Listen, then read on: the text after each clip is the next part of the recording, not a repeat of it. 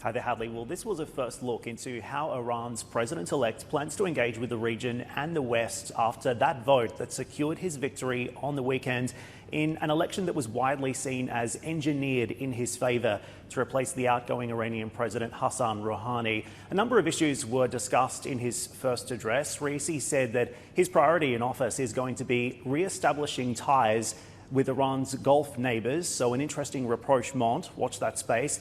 But he also ruled out a direct face-to-face meeting with the US President Joe Biden, so long as US sanctions against Iran stay in place. The Americans violated the JCPOA, and the Europeans did not fulfill their commitments. What I want to stress to the US is that based on the nuclear deal, you were obligated to lift the sanctions, and you did not. Return and fulfill your commitments. To the Europeans, I say that they should definitely not remain pressured by American policies and should fulfill their commitments under the JCPOA.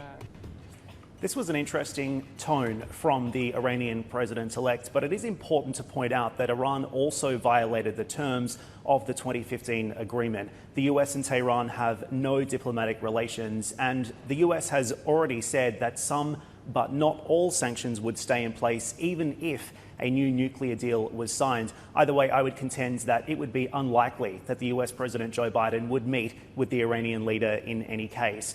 In terms of what else was discussed here, Raisi said that negotiations over Tehran's ballistic missile program would be non-negotiable. Again, an interesting development there. And he also suggested that he would be comfortable with Iran and Saudi Arabia coming a little bit closer and reopening embassies on both sides. The most important takeaway from this first address, though, is developments on the nuclear program, which we have seen stretch out since April. It's very clear that Western and Iranian observers believe that Raisi's rise is not necessarily going to change Iran's negotiating strategy, and that's because the supreme leader will have the ultimate final say on how that deal progresses. A quick pulse check on what's happening with oil prices off the back of this as well, Hadley, because we've seen prices rise for 4 consecutive weeks on signs that the nuclear deal might be further away.